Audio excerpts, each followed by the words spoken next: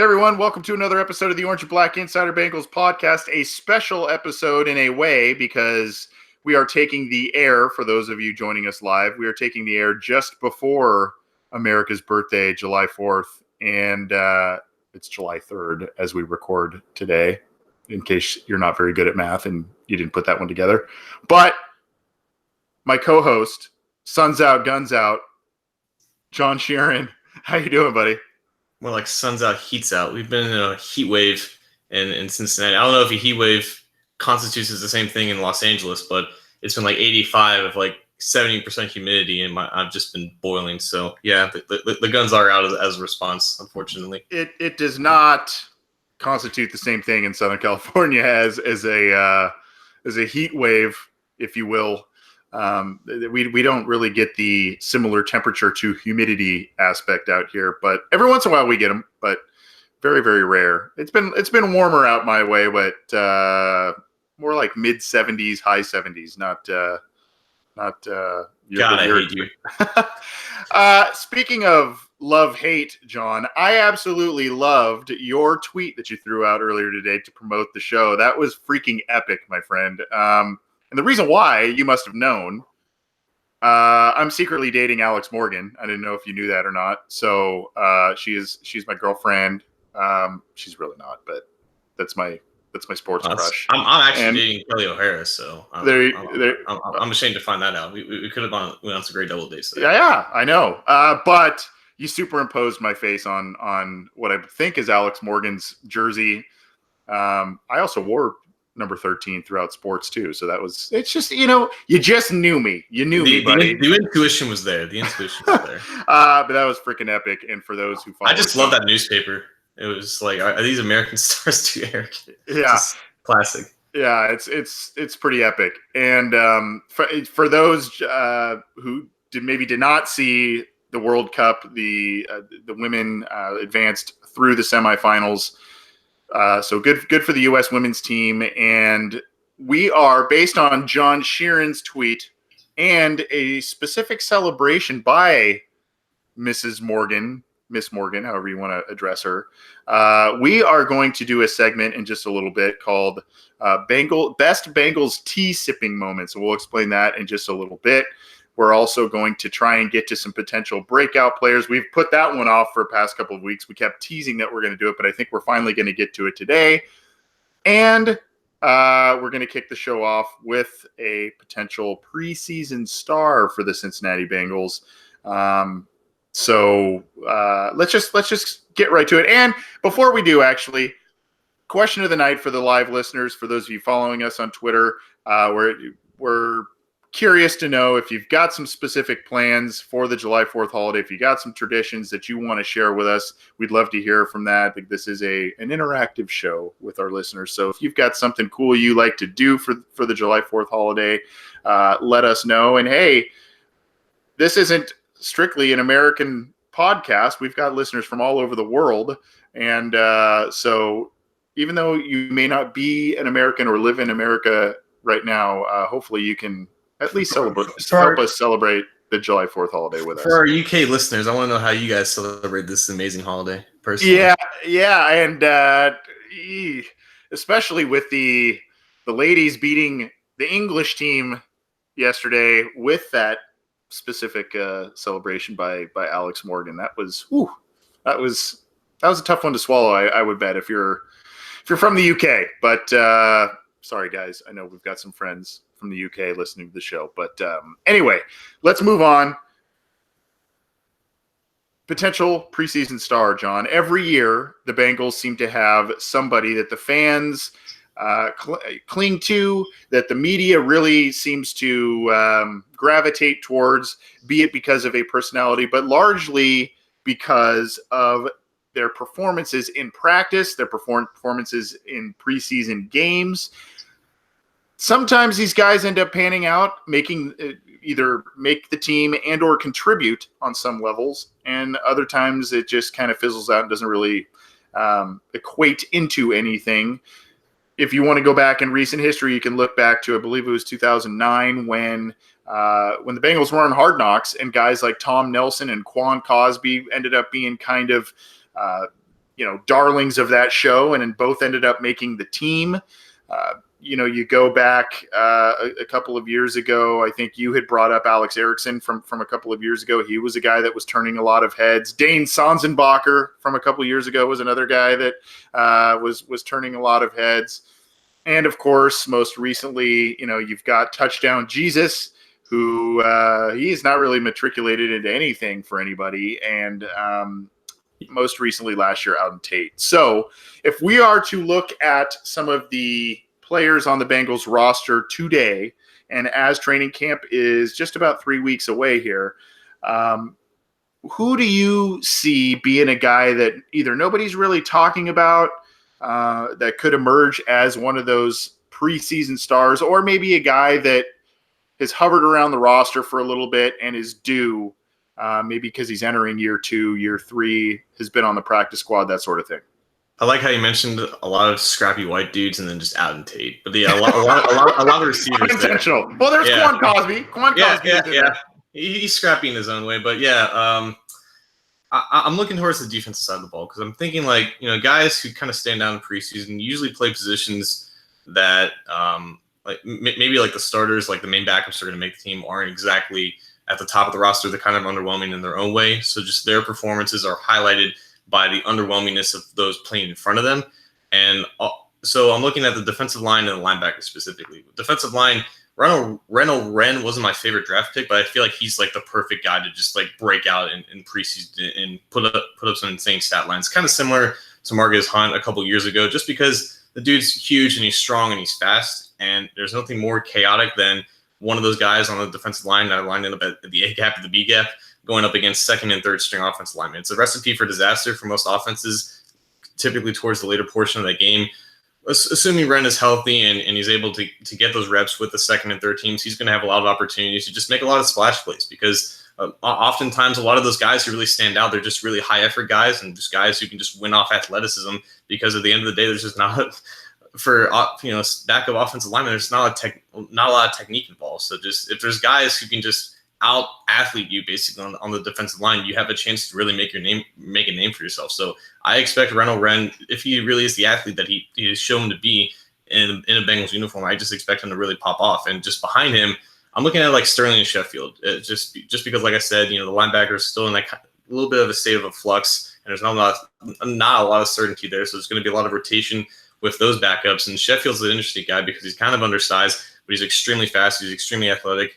And he can be used either as a pass rusher or as an off-ball linebacker. So again, hustle guys, scrappy guys who play through the whistle, guys who can do multiple things. I'm sure he's going to be on special teams as well. He's a guy to me that I think is going to have a jetpack on the back of his back and on the back of his shoulder pads. He's going to be around the ball constantly, and that's what he was in college at a small school. I think it was somewhere in the Northeast, and just the ability to do multiple things. And again, going up against second and third string offensive linemen, guys who aren't going to be able to touch him at the second level, or maybe not going to be able to block him off the edge. I think he's going to have an interesting preseason if he's able to get the snaps that he should be getting. Interesting guy, Sheffield, that is. Kind of size-wise and what you're talking about in terms of a role. Reminds me a lot of remember Chris Smith from a couple of years ago? Yes. Yeah.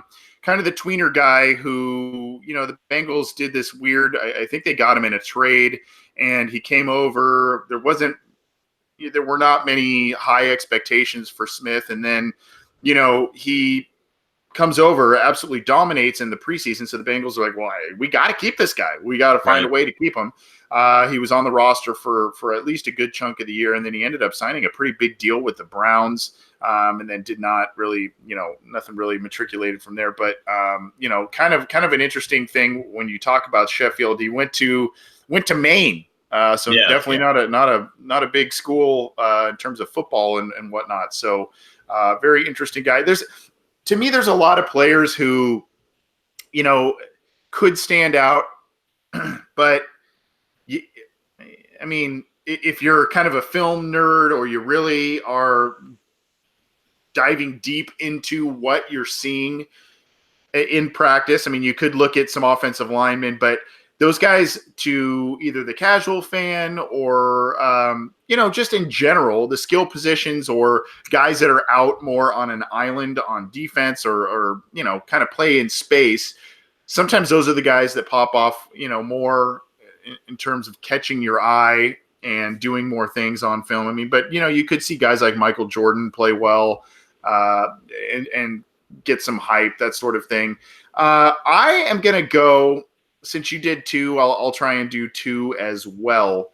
I'm going to go at running back, and I'm going to say Travion Williams turns a lot of heads. I would say Rodney Anderson, but I think he's going to be pupped and probably sitting out still, and we may not see him until later in the season, if at all, in 2019. But I think Travion Williams. I said this when the Bengals picked him. Has a lot of skills. He's only 5'8", but has a lot of skills, put up good numbers in college. And I think what matters is that he is familiar with the scheme, the blocking schemes that Jim Turner's guys up front are going to run, being a Texas A&M guy. And,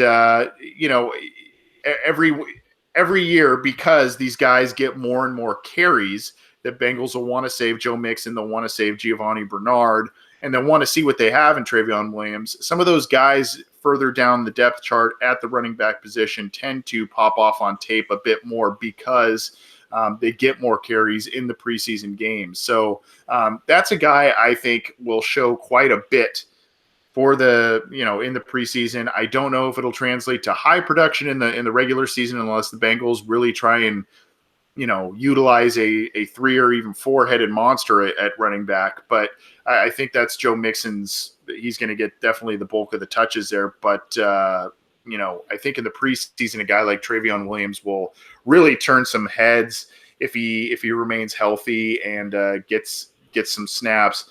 I could go a lot of different ways. I actually thought about Moritz Boehringer, but I'm not going to go there. I guess I'm going to say a guy that's going to turn a lot of heads, and he kind of began to do so in mini camps, but I think with training camp practices being a little more physical and the fact that it's not going to be totally offensive oriented, I'll go Jordan Brown, the late round corner that the Bengals picked. I believe is the 7th round pick this year. I'm going to go with him. I think he's going to probably do some things, and it's going to I think that's going to mean more in terms of our take on him or our respect level on him, because there are some talented wide receivers that the Bengals have accumulated, and he'll probably be going up against quite a few of those at different times during practice. So, I think that he's got a shot to maybe supplant somebody. Some of these guys like Devontae Harris, Tony McRae, Darius Phillips, even Kavari Russell. These are Marvin Lewis guys. And behind the top 4 guys, Kirkpatrick, Jackson, Denard, and B.W. Webb, they're probably only going to keep 1, maybe 2 corners beyond that. If they keep 6, it's probably going to be a swing guy that has some sort of defense, some sort of safety type of ability, I guess. But I look at Jordan Brown as a guy. He's got decent size, 6 feet, 201. Mature guy. He's 23 as a rookie instead of some of these guys are 21, that sort of thing. And I that's a guy I think will probably turn some heads. So I'm going Travion Williams and Jordan Brown. Am I crazy? No, because Jordan Brown has ball skills and Travion Williams has vision, and I think that's very important because you're dealing with, again, backup offensive lineman, probably not the greatest space for running backs to run through, but Williams isn't exactly the most athletic running back, but he definitely knows where to go when he has the ball in his hands. And obviously, as you said, he's going to know the in and outs of the playbook because the blocking team is Jim Turner's the offensive line coach. And with Brown, he was such a handsy corner in terms of getting hands on balls and just pass deflections and interceptions at South Dakota State. Now, it's not obviously Pac-12 or the SEC or whatnot, but up against third-string quarterbacks, up against third-string wide receivers, if he gets in a position to play, off man where he's most comfortable with, the ability to just trust his instincts and just follow the ball, I think he has the chance to make a couple of plays. But both those guys are definitely going to be keen in on special teams, especially early on in the game, and how they perform there is going to determine how much they play after that. But I think those are 2 good picks because Brown has a definite chance, I think, of cracking the roster as maybe that 6th running as that 6th cornerback. And Trayvon Williams just, as long as he just goes through the motions, he's got that third running back spot locked up. So how they rotate both those guys is going to be definitely interesting. And I think they're just both naturally talented. And I think those are probably two of the best picks that the Bengals made on day 3. So if they pop off in preseason, I'm definitely happy.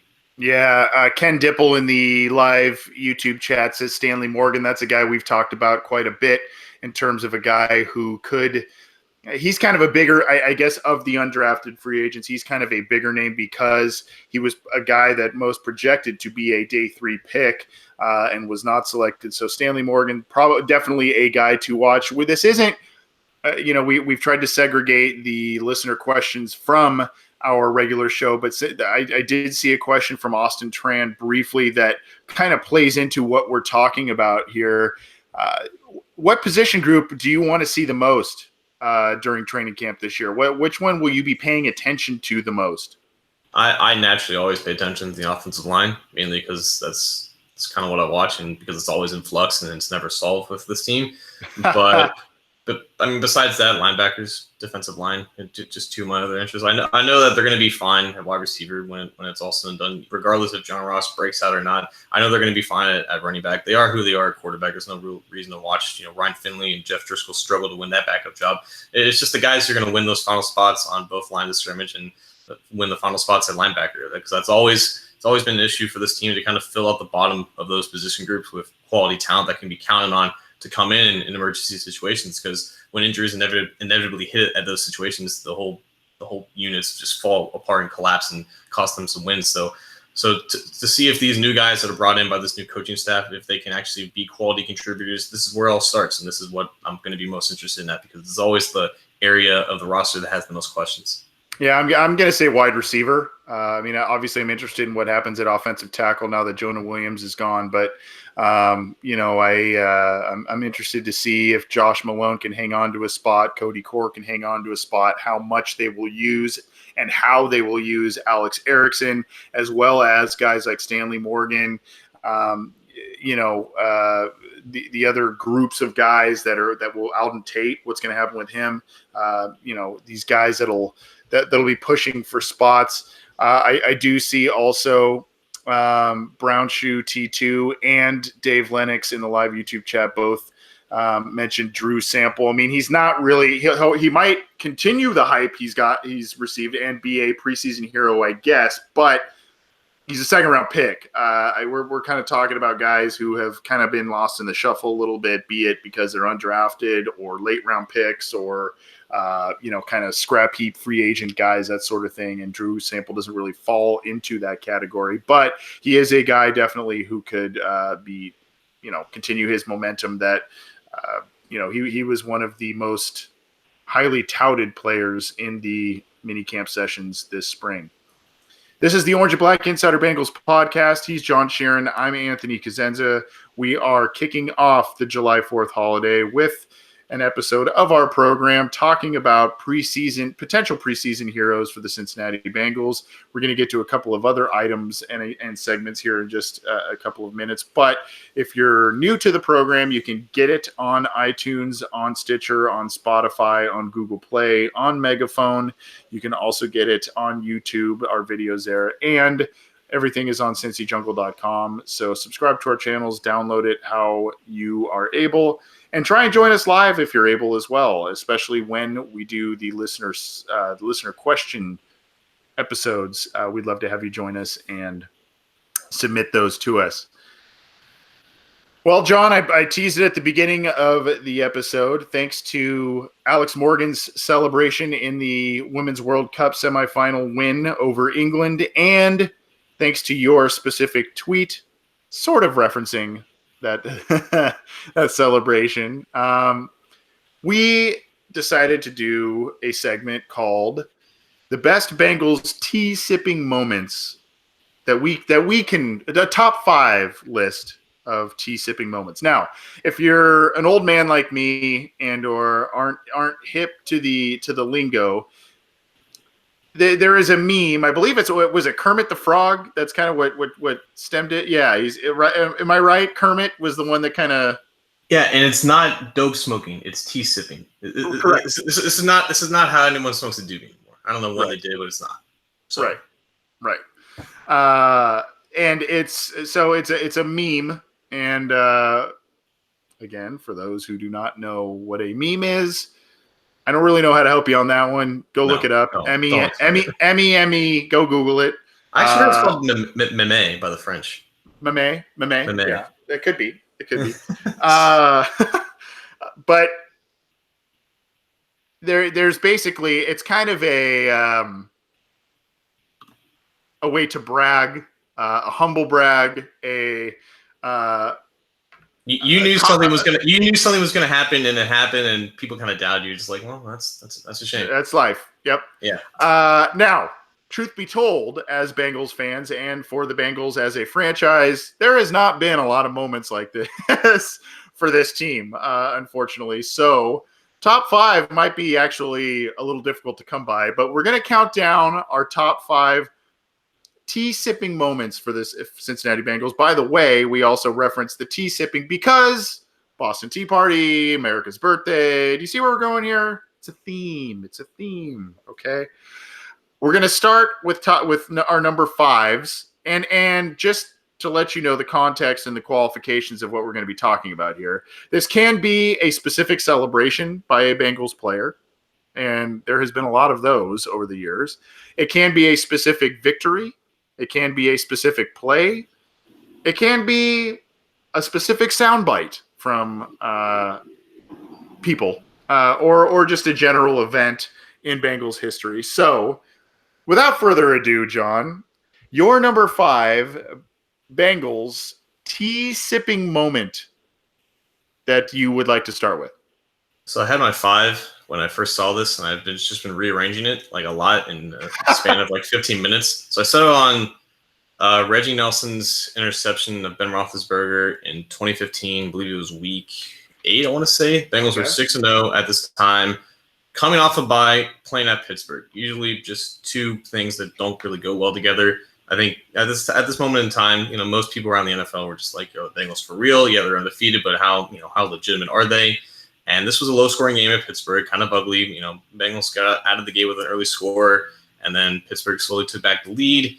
And then the fourth quarter came around, and Ben Roethlisberger threw a terrible pass to Reggie Nelson. Actually, right after he threw an interception to Sean Williams, which led to the go-ahead touchdown from Andy Dalton going to A.J. Green. And then maybe a couple of plays later, Roethlisberger threw an interception, terrible pass to Antonio Brown to Reggie Nelson. Mike Nugent kicked a field goal, kind of sealed the game. It was just kind of like, to me, against obviously that team in that moment, going up against certain perceptions, going up against certain narratives, just circling around the league. It was an amazing play made by Reggie Nelson, a terrible play made by Ben Roethlisberger, kind of established the status of where those two teams were at that moment during that season, and where, how that season should have ended for both those teams and kind of where they were going. And it was just a nice moment, and just obviously a tall hill for me to stand on from what happened during that game. I like it. And definitely that ugly ass game that was like 13-10 or something like that. 16-10, I think. Yeah. Oh God, yeah, that was a tough one to watch, but a good win nonetheless. And that play was, I definitely remember that play, a big one for the Bengals that year. That was the game. I think Vontaze Burfict also came back and was just a maniac in that game, right? Was that when he injured Le'Veon Bell? I believe it was. Yeah, I believe it was. Yeah. Number 5 for me is in somewhat recent memory. I'm going to go with Carlos Dunlap on December 14th, 2014 against the Cleveland Browns. Johnny Manziel, probably one of the most entitled and cocky for no good reason players that ever suited up in the NFL, was the starting quarterback for the Cleveland Browns.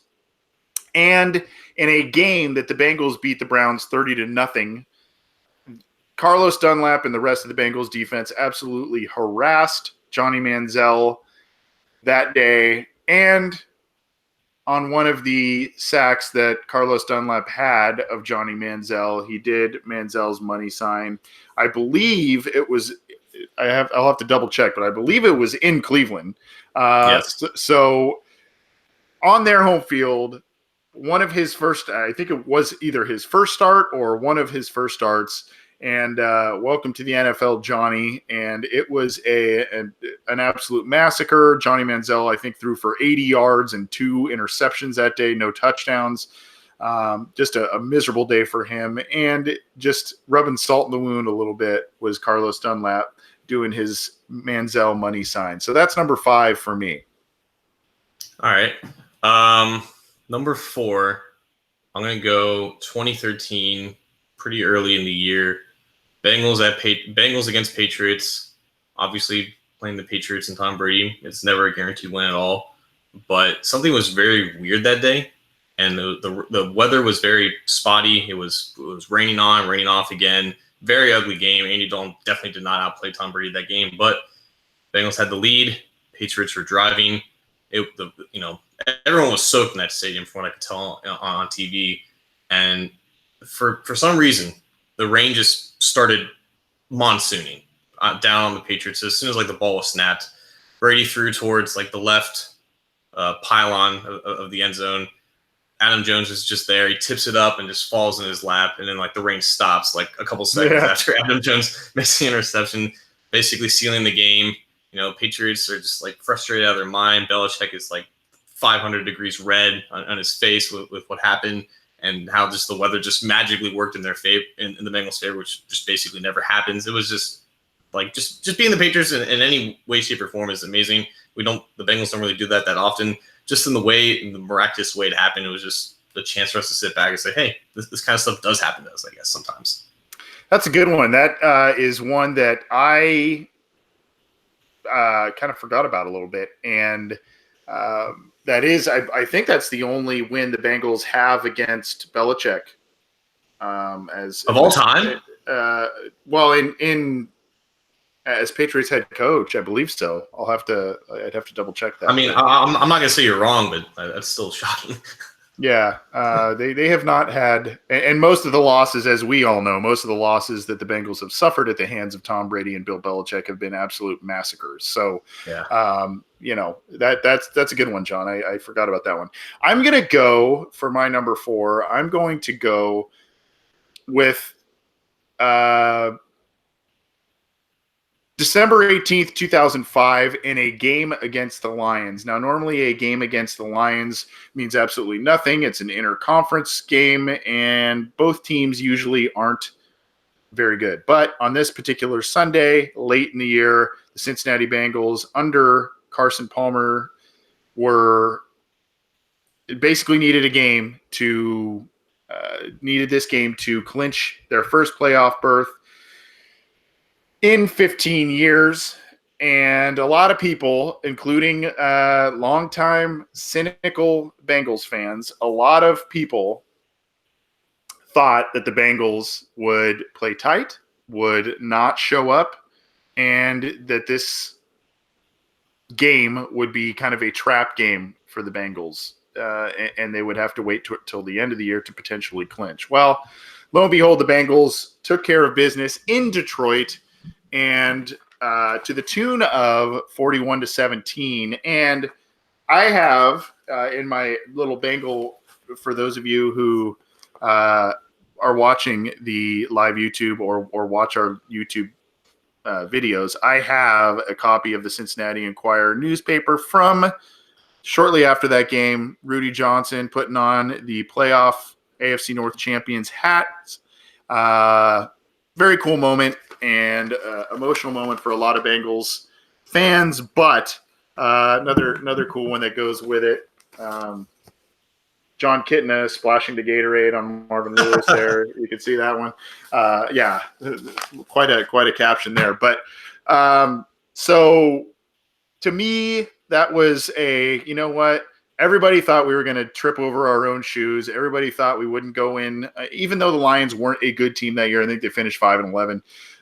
Even though they were not a good team that year, the Cincinnati Bengals were. They thought that a lot of people thought this is going to be a trap game. The Bengals came in and absolutely stomped the Lions and took care of business. Took a sip of the tea. That's a good one, and I miss seeing an actual good player wear the number 32 for the Bengals. So that brought back some good memories. Well, hey, Travion Williams took that number now, so hopefully maybe, something happens there. Maybe there is some hope. That is the definite curse that needs to be broken. My number 3 is going to continue a weird trend that I really didn't expect, but it's another interception made by a Bengals defender. We're going to go to the 2014 season. Bengals were hosting the Broncos on Monday night, a couple days before Christmas. I remember watching this game in my basement. My mom's wrapping presents. My mom was a Steelers fan, watching this game with me, and I was like, just like getting sick. And obviously, the Broncos coming off, Super Bowl champs, still have Peyton Manning playing at a reasonably high level for Peyton Manning standards. And I remember just being a heavy underdog in this game, even if it was at home, because there was still just the narratives of Bengals in prime time. Close to the playoffs, are they going to be able to, carry momentum into January with any sort of substance? And another wet game for them as well, even though it wasn't wintertime. And it was just it was an exhilarating game, just high scoring back and forth. Dalton was matching Payne on a couple drives, and year 3 for Drake Kirkpatrick, just finally playing significant snaps, staying on the field healthy. For him to have the game-sealing interception in the monsoon to I think, clinch a playoff berth, that was incredible, especially against the legend in Peyton Manning, especially against the defending Super Bowl champions on primetime right before Christmas. It was an amazing feeling just for me personally. I can't imagine what the atmosphere was like in the stadium at that moment, but that was definitely a confidence booster, I think, for that team and for myself as a fan. Yeah, that was a great game. I remember we had some extended family over that night, and my brother and I were trying to watch a game. We were a little bit bitter, but so we kept going into one room and then going back and checking the score and watching game, but definitely remember that one. 37-28 was the score of that one. Crazy game. I think that was the one. So Dalton threw a pick 6 to start the game. Yeah. And it was kind of like, here we go again. Oh boy. And then all of a sudden, when the Bengals get the ball right back, Jeremy Hill pops off an 85-yard touchdown run, and then it was a lot of back and forth from there. So, really interesting game, fun game, good one there, John. That was your number 3, correct? That was my 3, yeah. I'm gonna go just kind of basic here. I'm going number 3, Freezer Bowl, and I'm saying that because I think at that point the Chargers had Dan Fouts. I think a lot of people, they had a lot of firepower, Kellen Winslow, some good receivers, that sort of thing. Yes, it was on Cincinnati's home turf. Yes, a Southern California team was coming out to play in frigid weather, but I think a lot of people thought that Fouts and that attack would be able to stifle the Bengals.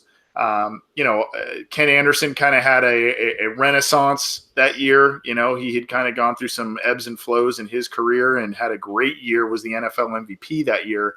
And then it ultimately got the Bengals to the Super Bowl. So, just in general, one of the most iconic games in NFL history.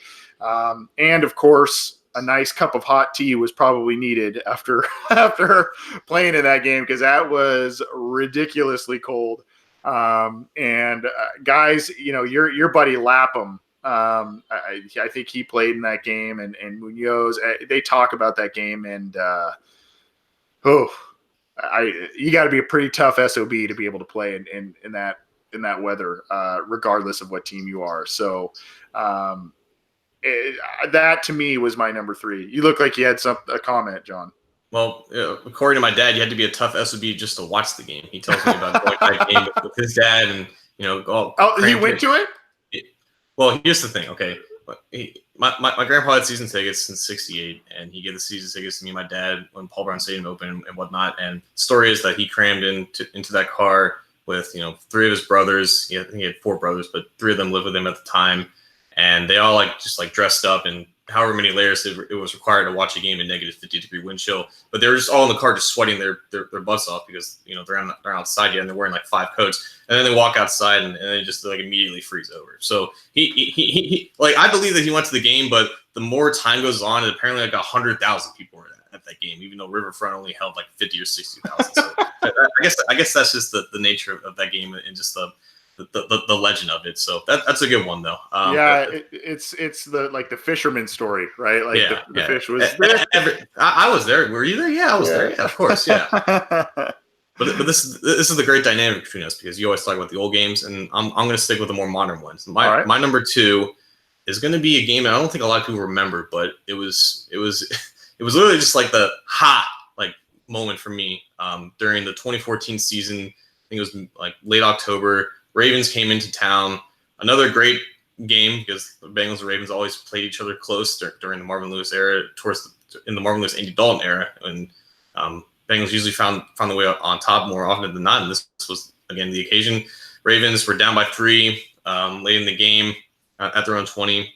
Joe Flacco launches a moon ball to Baltimore Raven at the time, Steve Smith, and I think makes the catch. He makes the catch, I don't remember exactly what happened, but Steve Smith was called offensive pass interference. I remember him arguing so much on the field. It was a big controversy and whatnot, and eventually, it was a 10-yard penalty. Ended up being like 4th and 20. Ravens couldn't convert. Andy Dalton kneels, but just seeing Steve Smith on the field whining and crying for an offensive PI, which was so blatantly obvious too, and put the Bengals I think 4-2 on the year at that point. But that was just that was a good win. Yep, that was, and it started a run or was in the middle of a run where the Bengals they had the Ravens number, and I think one of the only losses the Bengals had during a pretty insane stretch of games was an overtime loss where Dalton threw a Hail Mary to Green at the very end of the game to tie it, and then the Bengals lost on a field goal in overtime. That was like their only loss in a stretch of like 7 games or something. Mm-hmm. So yeah, that's a really interesting one. I am going to go a little old school. I did have a couple towards the beginning that were a little more recent, but I am going to go old school. This one, look, I wavered on which one to put number 1, number 2. This one is number 2 because it occurred during a Bengals loss. So, it's hard to kind of say, tea sipping moment here when you're tasting the sour taste of loss. So, in 1989, head coach Sam Wyche uttered some of the most iconic words in Bengals history. When the Bengals were playing the Seattle Seahawks, a game in which they lost 24-17, and at the time going into the game, they were 7-6. So they were in the playoff hunt. They had 3 games to go. At the time, Seattle was in the AFC, so it was kind of a critical game for the Bengals in potentially making the playoffs after losing the Super Bowl the year before. So, this one, and what's really interesting about this game, and a lot of people don't talk about this aspect, but the reason why Sam Wyche uttered words I will mention in just a second is because the officiating in this game was really, really poor. And, Bengals fans knew that this game was important for playoff purposes and everything. And, they started throwing things on the field. They started throwing things at the referees. Fans did in the stands, kind of like stuff that was happening in the wild card game in 2015. But all of a sudden, and you never see this happen in modern games, but Sam Wyche comes on the PA system within the stadium, and he utters, the next guy you see throwing trash on the field, throwing things on the field, get him out of here. You don't live in Cleveland, you live in Cincinnati. So the tea sipping moment there is a backhanded insult to one of the Bengals' biggest rivals, while telling the fan base there to knock it off. So just an amazing soundbite, and it's probably just a 10-second soundbite. I probably should have had it queued up to play, but if it was a win, that would have been number 1 in my book, but it made number 2 for me. You didn't need the soundbite. I saw your lips moving, but I heard his voice, basically. Yeah. Before we get to number one, John, there were a couple of suggestions in our live YouTube chat that I wanted to get to before we unveil our number ones. Christian McCoy says Gio running all the way around the Dolphins on Thursday Night Football. That was insane. Yeah, that was crazy. That game is just a bummer for me because that was the one where the Bengals lost Geno Atkins. But yeah, that was an insane play there. Bill Williams talks about Giovanni Bernard as well. Gio running the ball on the Steelers on Monday night for the breakout run/win. I think that was a screen pass actually. But yeah, it was the Bengals ended up beating the Steelers on Monday Night Football there. Christian McCoy says obviously the comeback versus Seattle in 2015. Dalton won that game and Nugent. That game was awesome. That game was well. Let me rephrase that. The fourth quarter and overtime was awesome. Leading up to that, not so much, but a good one there. So a couple of interesting ones and good honorable mentions, I guess, for our list. Like, I don't know what the opposite of like T-sipping is in this scenario, but watching like the Bengals somehow get their field goal unit onto the field at the end of that Seattle game, it was like the most shocking thing my eyes have ever seen. Like the fact that they were the ones to do that, like of all teams, it was just I was mind blown, I guess. Yeah, Dalton got rocked. Remember, he got absolutely rocked, and they couldn't. He was like stumbling off the field, and the other group had to sprint on. That's a good point. It's like the team that has the worst clock management issues. This is what's going to get them in trouble. Timeouts left. How are they going to do this? So, oh my god, the kick went in once. So right. Yeah. So yeah, that in terms of just quality games and watchable, that's hard to watch. But my number one is actually your number five. Just the entire Johnny Manziel game. Like I had 2 liters of tea. I was just drinking the entire game, just watching that. I remember I saved a picture of all the Bengals who ended up doing the Money Manziel sign. I see. Okay. I believe that's Walls Gilberry. That's Ray Maluga in Johnny Manziel's face. That's Adam Jones on the sideline looking at the camera, obviously perfect after a tackle. Freaking Brandon Thompson got in on the action, I think, after like a tackle for loss, and obviously Dunlap after the pass deflection. I think it was Manziel's first start. It was the second Browns game of that season. The first one, obviously, remembered was dreadful, the Brian Hoyer breakout game. that was out on Thursday night, and my friends who were Browns fans came down for that game and rubbed it in my face as well. Ooh. So that was great revenge, and the fact that it was Manziel, he played awful in his first start, and they just egged it on. It was that was amazing. There was nothing more to say about it. Yeah, that was especially, I didn't realize that many guys did it. Wow. Yeah. That's pretty like when Brandon Thompson is basically like trash talking you screwed up. Yeah. Yeah, that's a good point. For my number one, I am going to stick. Actually, it occurred a week after the infamous you don't live in Cleveland, you live in Cincinnati game. 1 week later, again on their home field turf, and looking to take things out on somebody, and it was Sam Weich's arch nemesis, Jerry Glanville, who was the then head coach of the Houston Oilers. On December 17th in 1989, the Cincinnati Bengals absolutely took it to the then Houston Oilers, 61-7. And I remember this. And I was a little guy, but I remember watching this game because the Oilers at the time going into that game were 9-6. The Bengals were 8-7. I remember. So we're going into the fourth quarter here. The Bengals, they get a touchdown, a 10-yard touchdown pass. They had Eric Wilhelm in the game. Ira Hillary catches a touchdown pass. This is how much Sam Wyche disliked the Oilers, disliked Jerry Glanville.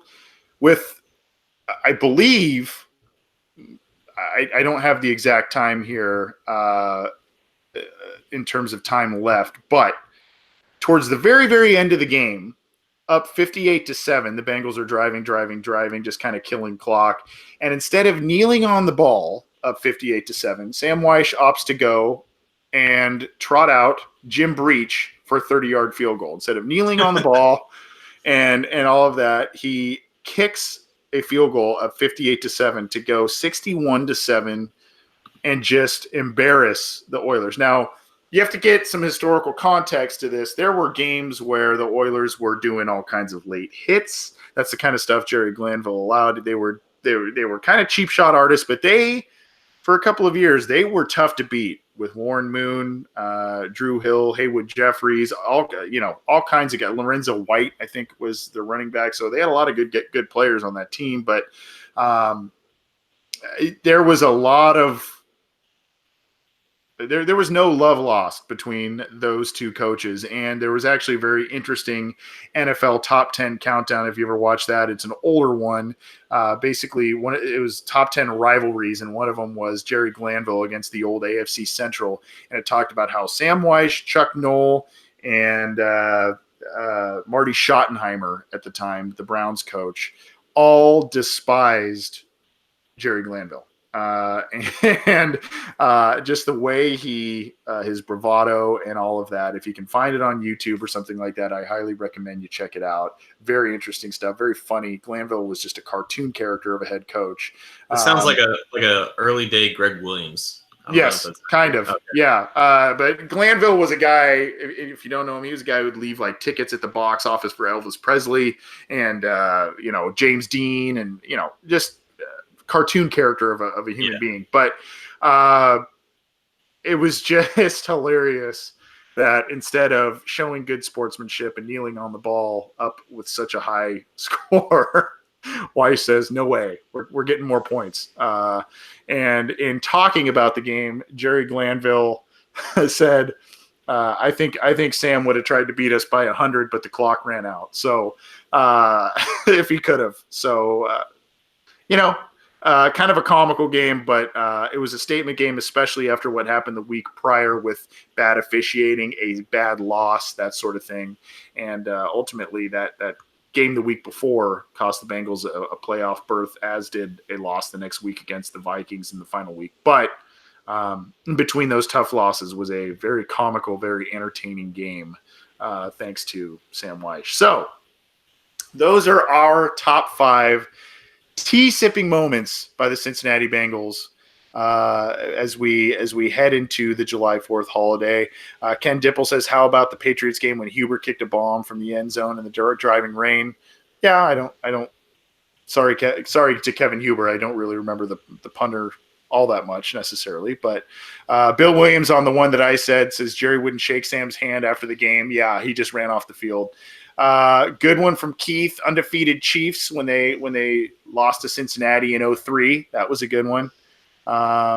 So some good memories. And you know what, John, we wanted to do this because we feel like this was a positive thing after some bad news that Bengals Nation received with Jonah Williams last week. It was kind of time to up the positivity a little bit as we continue to march towards training camp. This is the Orange and Black Insider Bengals podcast. He's John Sheeran. I'm Anthony Cosenza. We just talked about our top 5 tea-sipping moments, if you will, of the Cincinnati Bengals, and we did nominate a couple of potential preseason heroes as we get closer to training camp. You can get this program on iTunes, on Stitcher, on Spotify, on Google Play, on Megaphone. You can get it on YouTube and CincyJungle.com. John, I think we've got a few minutes left to talk maybe about a couple of potential breakout. Let's do one each to kind of keep the time manageable here. Potential Bengals breakout players in 2019. So for those who have either listened to this show or mostly if you've read a lot of our articles on CincyJungle.com, this is kind of a yearly feature that we have done with regards to the Bengals and as they enter training camp, as training camp kind of starts. So we hope to kind of keep this going a little bit, continuing this over the next handful of episodes. But basically, we look at guys that we feel could step up and contribute at either a relatively high level or pretty high level, depending on their role the previous year, where they were at in terms of a team the previous year.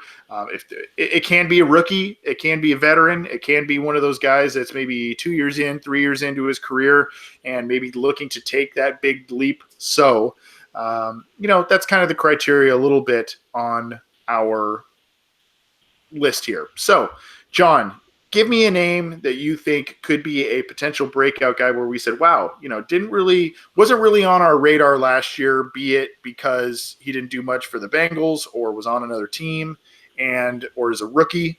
And now I think immediately in 2019, we're going to be talking about him as one of the guys that can be attributed to the team's potential success.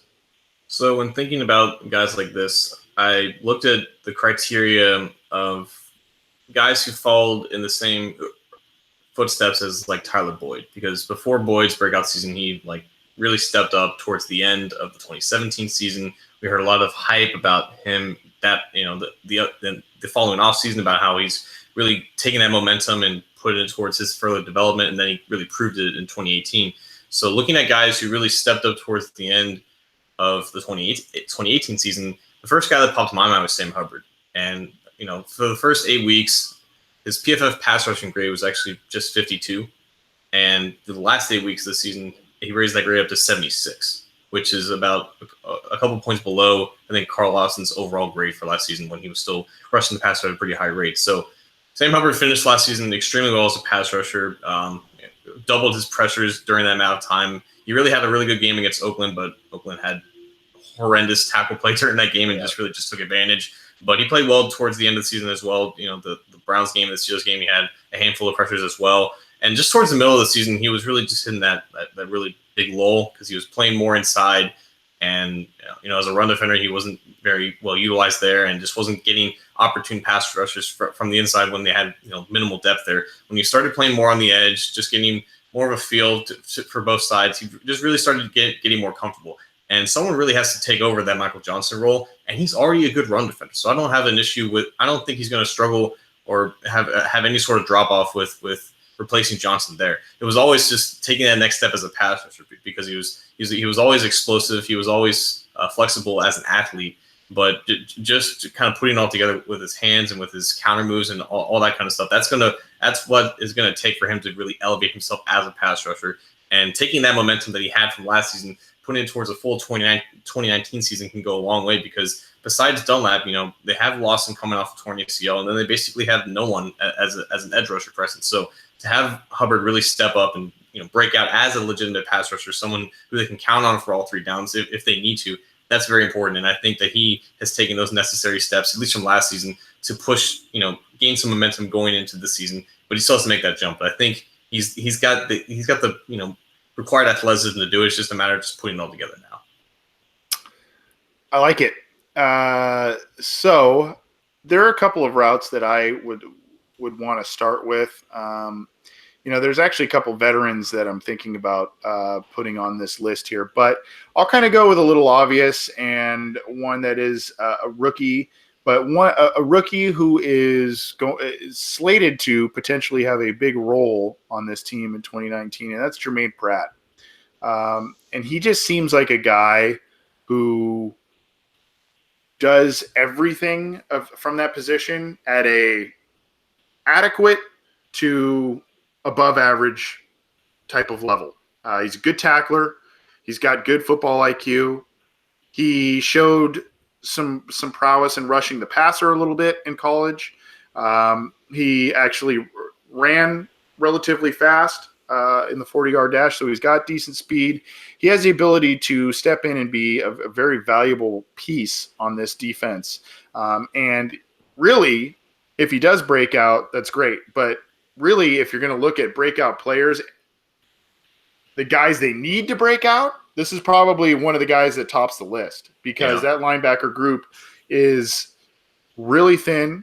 It's thin behind Preston Brown, Jermaine Pratt, and others, Nick Vigil, and there's the whole Malik Jefferson mystery, and who knows if Jordan Evans is shown enough to stick around. So, I think that Pratt is going to be a big piece and a big key into turning this defense around from a deplorable year last year and a guy that is is good, decent or good at a lot of different aspects of the position. And I think the tackling thing, we've talked about it a little bit in previous episodes, John. I think the tackling thing is of paramount importance. I think the past few years, and I'm not really sure why, it could probably be attributed to a lot of different things, injuries and coaching malaise from Marvin Lewis, whatever, and really not doing a lot of stockpiling at the position. But tackling has been one of the biggest issues on this team and really has caused this defense to fall off a cliff. And I noticed that a lot last year, even when they brought in a guy like Preston Brown, who was also known as one of the better tacklers in the NFL. So I would say Jermaine Pratt should be a breakout guy, and it hopefully is, because the Bengals probably need him to be. Yeah, and that was definitely his biggest strength coming out of college. Just a sure tackler and someone who just gets the ball carrier quickly, and that's attributed to instincts. That's attributed to being a leader on the defense, knowing knowing how to diagnose plays at a quick pace, because playing fast and playing comfortable is so freaking important, and especially in a defense that had a lot of struggle just with communication, just reading plays in general. Just having that upgrade is just crucial, and I'm just glad he's signed, and he's going to be a crucial part of this defense, because of all the types of linebackers that they need, he basically fits to a T exactly the things that they didn't have. And I know he's not Devin White, he's not Devin Bush, because they were drafted ahead of them for a reason, but in terms of what you could have gotten behind them, there was just no better other linebacker that can give them exactly what they need than Pratt. Yep, totally agree.